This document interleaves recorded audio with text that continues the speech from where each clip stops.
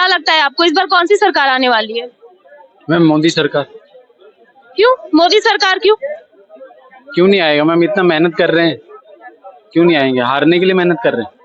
और जो सरकारें मेहनत कर रही हैं वो जीतने के लिए नहीं कर रही हैं? दिख ही नहीं रहा ना, उनका मेहनत ग्राउंड लेवल पर दिख ही नहीं। आपको नहीं लग रहा है कि उनकी मेहनत को छुपाया जा रहा है?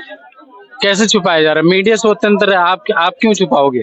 मीडिया स्वतंत्र है, लेकिन आपको पता होना चाहिए कि जिस हिसाब से सरकार चल रही है, सरकारें ही चीजों को छुपा दे रही है। कभी ईडी का रेड पड़ जा रहा है, कभी कुछ हो जा रहा है, लगातार तो चीजें बदलती जा रही है। अगर आज चुनाव है और आज मैंने कुछ गलत किया तो पुलिस मुझे पकड़ेगी नहीं? बिल्कुल पकड़ेगी नहीं, बिल्कुल पकड़ेगी। ये दबाने का मामला कहाँ से आया? गलती किया है तो वो तो जेल जाएगा ना भाई, गलती किया है तो जेल जाना ही है ना। क्यों ईडी की रेड जो पड़ी है अभी तक, आपने भी सुना है कि यहाँ के दिल्ली के सीएम तक जा चुके हैं जेल में, है ना, गिरफ्तार वो भी हो चुके हैं। लेकिन ऐसा क्यों कि बीजेपी का अभी तक कोई भी ऐसा नेता नहीं है जिसके ऊपर ईडी की रेड पड़ी हो? ऐसा क्यों?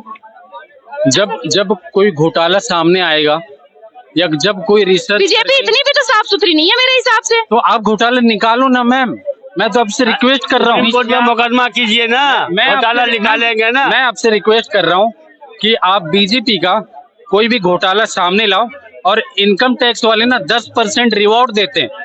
मतलब अगर 100 करोड़ का घोटाला निकालोगे ना, अपने आप को कोई जेल में भेजना चाहे तब शायद बीजेपी के विपक्ष में जाए।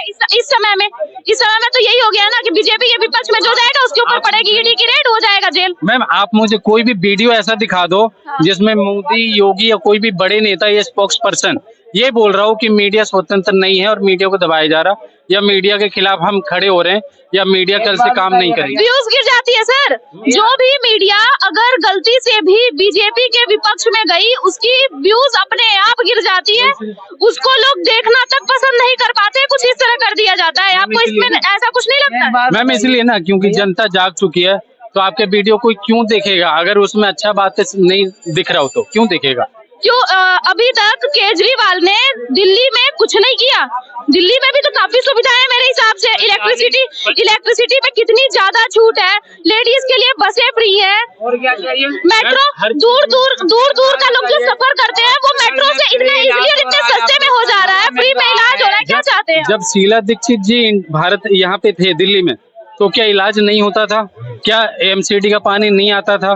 क्या स्कूलों में पढ़ाई? बीजेपी का आप समर्थन कर रहे हैं, लेकिन आपको तो ये भी पता होगा कि बीजेपी लगातार बीजेपी चली जा रही है। मैं शीला दीक्षित जी का भी समर्थन कर रहा हूँ। जब शीला दीक्षित जी दिल्ली की गवर्नमेंट में थी, सीएम थी, तब क्या एमसीडी का पानी नहीं आता था?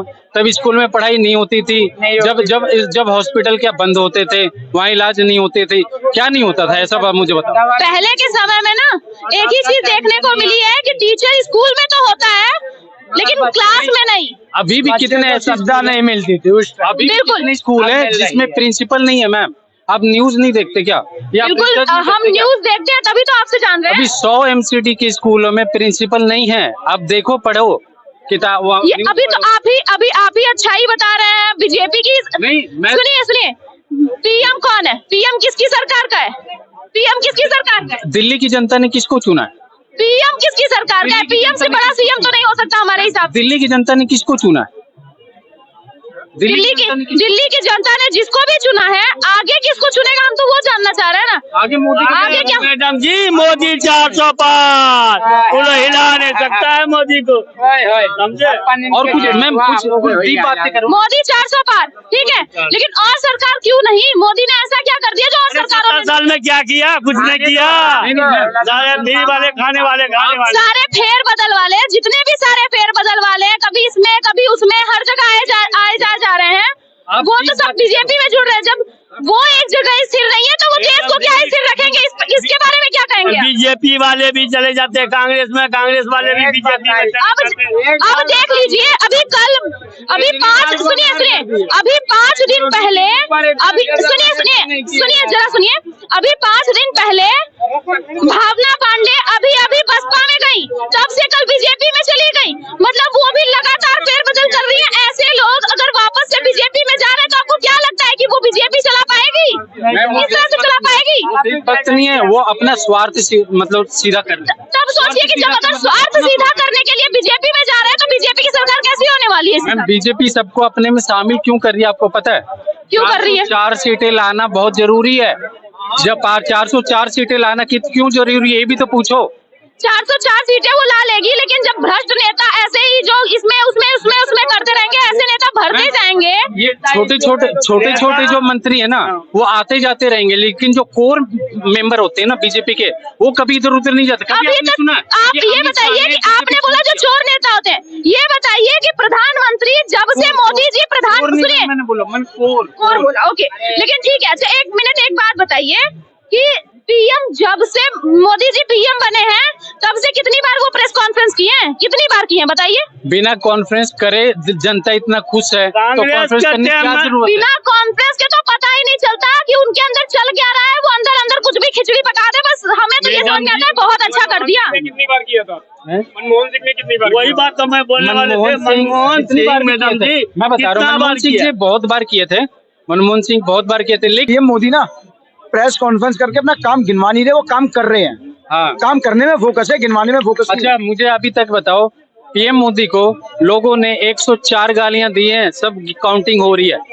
उन्होंने पलट के किसको कितनी गालियां दी? मतलब उनका ध्यान केवल गालियों को गिनने पे है। अरे गालियां तो पीठ पीछे इंसान भगवान को भी देता है, तो भगवान क्या गालियां गिनने बैठते हैं क्या? गालियां गिनने बैठते हैं, पता है ना? आप भगवान मानते हो उन्हें?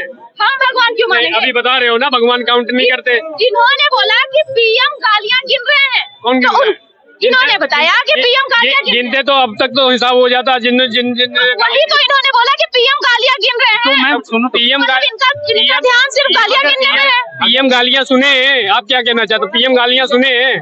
सर्वश्रेष्ठ देश के सर्वश्रेष्ठ पद पे बैठा हुआ इंसान गालियां सुनेगा? लोग गालियां दे रहे हैं ना, लेकिन ये बताइए पीठ पीछे ये उसी का फायदा है कि 400 पार जा रहे हैं। बिल्कुल बिल्कुल, ये उसी का फायदा हो रहा है। उसी का फायदा। लोग गाली क्यों देते हैं, पहले आप मुझे ये बताओ, लोग गाली क्यों देते हैं? अगर अच्छा काम करते तो गाली क्यों पाते? नहीं, लोग गाली देते हैं ना, सबको पता है। अगर अच्छा काम करते तो गाली क्यों पाते? मैं एक शॉर्ट सिंबॉलिक जवाब देता हूँ। मैं मोदी जी से विनती करूंगा, वेंटिलेटर, ऑक्सीजन और प्लस में बीपी की गोली मतलब कि सस्ती कर दिए, कुछ लोगों को जरूरत पड़ने वाली है ये 2 महीने बाद। ये बताइए जो काम करता है वो गाली सुनता है कि जो निठल्ला बैठा होता है वो गाली? बहुत बढ़िया। ठीक है, तो आपको भी लगता है कि मतलब और कोई सरकार इतना अच्छा काम नहीं करती? बिल्कुल बिल्कुल। क्यों नहीं कर सकती? किसने नहीं किया? जिसने किया है उसने किया है, जो नहीं करेगा वो सत्ता से बाहर जाएगा। इसमें कौन सी बड़ी बात? आपके हिसाब से कौन सी सरकार आनी चाहिए? मेरे हिसाब से तो बीजेपी की वापसी हो जाएगी। वो लगातार, बहुत लोग तो ये भी बोल रहे हैं कि सब बीजेपी का देन है जो लगातार ईडी की रेड पड़ रही है, और यहाँ तक कि बीजेपी की अभी तक ऐसे कोई नेता नहीं है बीजेपी के जिनके घर ईडी की रेड पड़ी है। बीजेपी इतनी भी साफ सुथरी तो नहीं है। जी आपके पास कोई प्रूफ है? वही तो बात है कि प्रूफ लाने ही कहाँ, सामने लाने ही कहाँ देते हैं। ईडी भी सिर्फ वही जाती है जहाँ दूसरे दल के नेता हो। ये बताइए, अभी कांग्रेस ने कर्नाटका में सत्ता परिवर्तन किया भ्रष्टाचार के नाम पे, किया है क्या? मतलब बीजेपी के 200 विधायकों में से कोई ऐसा नहीं मिला जिसको उठा के वो बंद कर सके, जेल में डाल सके। ईडी सीबीआई छोड़ दीजिए, सीआईडी तो है, पुलिस तो है। अभी चंद्रबाबू नायडू को वहाँ के आंध्र प्रदेश के क्या नाम है रेड्डी ने उठा के जेल में डाला था कि नहीं डाला था? बेचारे बिना जमानत बिना प्रूफ के बाहर आ गए। अगर वो ऐसा कर सकती है तो कांग्रेस ऐसा क्यों नहीं कर सकती बीजेपी के खिलाफ? आप मुझे ये बता दीजिए। क्योंकि सरकार बीजेपी की है सर। तो कांग्रेस वाले जांच तो छोड़िए, आज तक पुलिस का कुत्ता भी नहीं किया किसी के पास पूछने। जयललिता ने करुणानिधि जी को रात के 2 बजे पुलिस वालों को उठा के भ्रष्टाचार के बाद में पुलिस के हाथों डंडों से पिटवाते हुए जेल में डाला था। क्या कांग्रेस वाले इतना भी नहीं कर सकते कि भाई चलिए आप झूठी इंक्वायरी कर लें? अगर ये नहीं कर सकते तो इसका मतलब वो झूठ बोलते हैं और ये पब्लिक में भ्रम फैलाने का काम है। ये तो पहली बार हुआ है ना कि ईडी ने किसी सीएम को जेल में डाला है, गिरफ्तार हुए। पहली बार ऐसा हुआ ना कि कोई सीएम गिरफ्तार हुआ। सीएम ही थे। अब वो हमारे वहाँ एक कहावत की जाती है कि इज्जत आनी जानी चीज है, बंदा ढीठ होना चाहिए। तो केजरीवाल जी वही है, एकदम से प्योर ढीठ इंसान है, तो उनके लिए ये कहावत बहुत सटीक बैठती है, कोई फर्क नहीं पड़ता। अभी तो सुनने में आ रहा है कि केजरीवाल जो हैं वो शायद जेल के अंदर बैठे बैठे ही सरकार चलाने वाले हैं अपनी यहाँ पे। आपको तो बोला इज्जत आनी जानी चीज है, बंदा ढीठ होना चाहिए। अब देखिए भारत के एजुकेशन सिस्टम का प्लस पॉइंट क्या है कि यहाँ सिखाया जाता है कि जो लोग पढ़े लिखे होते हैं उनकी मोरालिटी होती है, जबकि सबसे गंदे इंसान वही होते हैं। उनसे अच्छे तो 12वीं फेल कम से कम शिबू सोरेन के लड़काते थे। हेमंत सोरेन शायद, जिन्होंने अरेस्ट होने के बाद सबसे पहला काम किया कि मुझे आप ले चलिए, मैं राज्यपाल के पास अपना इस्तीफा सौंपता हूं, उसके बाद आप मुझे अरेस्ट कर दीजिए। लेकिन ये इतना ढीठ और गिरा हुआ आदमी है कि बार बार वही कहानी, क्योंकि IITian हम लोग जैसे एजुकेटेड है, अच्छी जगह से काम किया हुआ, मैं आदमी है सर, इतना अच्छा काम किए हैं दिल्ली में, क्या डेट बन गया है? काम क्या नहीं करे? अस्पताल में आपको दवा फ्री मिल रहा है। आप कहाँ के रहने वाले? दिल्ली में जब रहते हो यहाँ तो कुछ भी नहीं दिया उसने।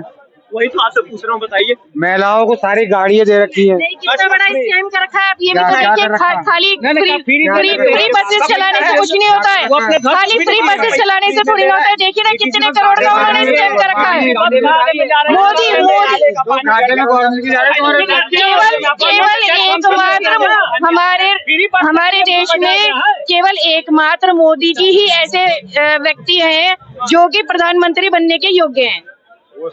केवल उनका कोई अपना परिवार नहीं है, पूरे देश को वो ये नहीं कहते मैं मुसलमान या हिंदू, किसी को वो जातिवाद में नहीं बांटते वो लोगों को। हिंदू आगे सबने बढ़ाया, बीजेपी ने हिंदू आगे बढ़ाया। आपने बोला कि वो किसी जाति में, बताती हूँ, उन्होंने कोई भी नियम जो है, कोई भी वो काम कर रहे हैं, कोई वो रोड बना रहे हैं, सपोज वो रोड बना रहे हैं, उसमें ऐसा तो नहीं है कि उसमें मुसलमानों के लिए परमिशन नहीं है। आप ये बताइए, वो तो रोड सभी के लिए है ना। वो जो भी काम कर रहे हैं, हिंदू की रोड अलग और मुसलमान की अलग हो। आप बीच में ना बोले, आप बीच में ना बोले। आपके बाप दादों ने 1946, 1963 में अलग मुल्क के लिए 96.4% वोट दिया और आप लोग यहाँ से गए नहीं। आप बताइए ये कौन करता है भाई? केवल मोदी जी ही ऐसे हैं, उनका कोई अपना परिवार नहीं है, वो पूरे देश को अपना परिवार समझ के काम कर रहे हैं।